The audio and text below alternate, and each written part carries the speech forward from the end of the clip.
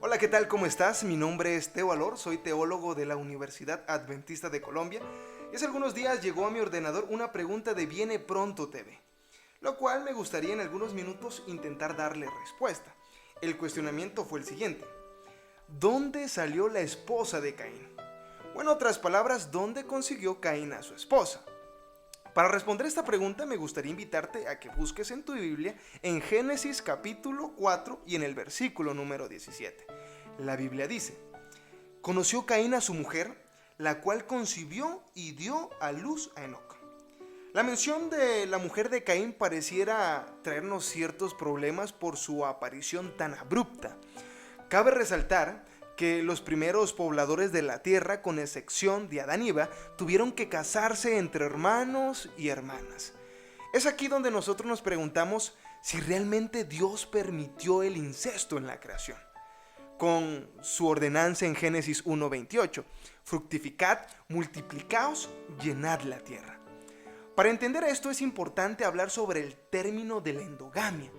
Pero, ¿qué es la endogamia? La endogamia viene del griego endon, que significa dentro, y gamos, que significa casamiento.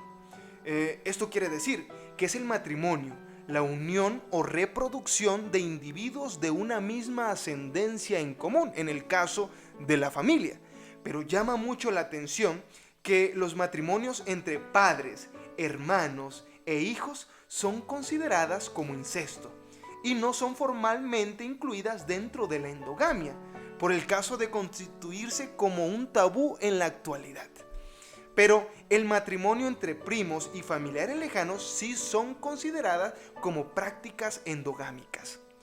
Sea bien o sea mal, la Biblia dice en Génesis 5 y en el versículo número 4 que Adán y Eva tuvieron otros hijos y tuvieron otras hijas. La Biblia no habla más al respecto, solamente dice que tuvieron otros hijos y que tuvieron otras hijas. Para apoyarnos un poco, quizás podríamos hablar sobre la literatura hebrea. Y podemos hablar de un hombre que fue contemporáneo, que vivió alrededor de la época de Jesús, llamado Flavio Josefo, un historiador judío, que escribió en uno de sus libros llamados Antigüedad de los Judíos, que Adán y Eva tuvieron 32 hijos y 23 hijas. Sea esto cierto o sea esto falso, podemos decir que a través de los años de la vida de Adán, tuvo que haber tenido otros hijos además de Caín y Abel. Y podemos decir que sus 930 años le han servido para algo, ¿cierto? Y podemos deducir que el matrimonio de Caín, de alguna manera, debió de haberse efectuado con alguna de esas mujeres o algunas de sus descendencias. Por tal razón, tal práctica era inevitable en la segunda generación. Quizás en la tercera generación los casamientos pudieron haberse llevado a cabo entre primos hermanos y quizás en la cuarta generación entre primos segundos. El daño genético en este periodo del tiempo no era tan prolongado. Hoy en día la ciencia habla que la práctica de la endogamia produce el aumento de la homocigosis, la cual incrementa la posibilidad del daño genético. A lo largo de la historia de la Biblia podemos encontrar que Abraham se casó con su media hermana Sara. Incluso durante la peregrinación de los hijos de Israel, era común que en las familias reales egipcias se casaran entre hermanos. Por ejemplo, en la época de Moisés, en la 18ª dinastía real egipcia, Hatshepsut se casó con su medio hermano Tutmosis II. También el padre de Moisés, Amrán, se casó con su tía joven Jocabet, quien era hermana de su padre.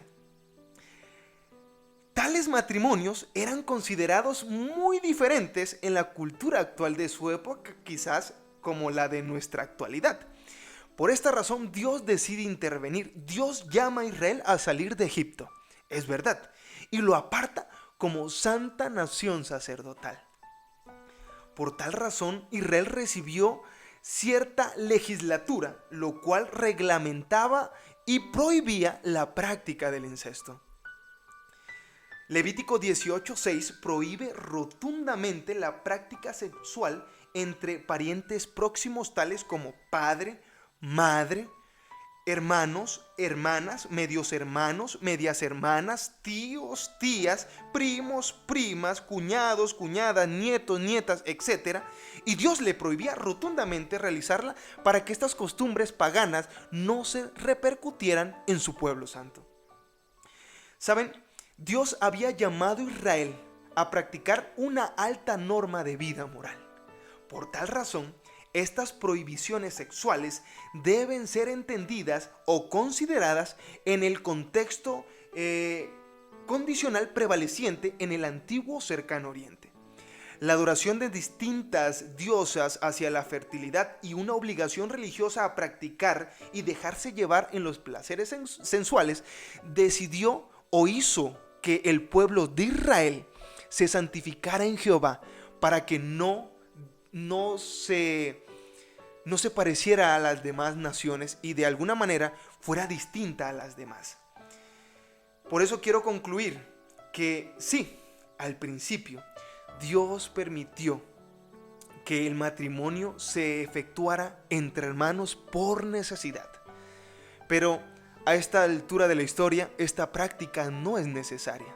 Al igual que en la constitución de la nación de Israel, la práctica sexual entre parientes estaba rotundamente prohibida.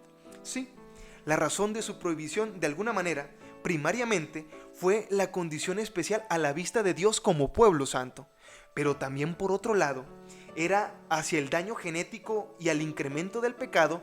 Esto se insinuó y se pronunció con más intensidad. Y hoy en día esta práctica puede contribuir en serios deterioros en la salud y en la formación actual de los nuevos seres nacientes. Espero haberte ayudado en tu respuesta y quiero instarte a seguir estudiando la Santa Biblia. Recuerda, Cristo viene pronto. Dios te bendiga.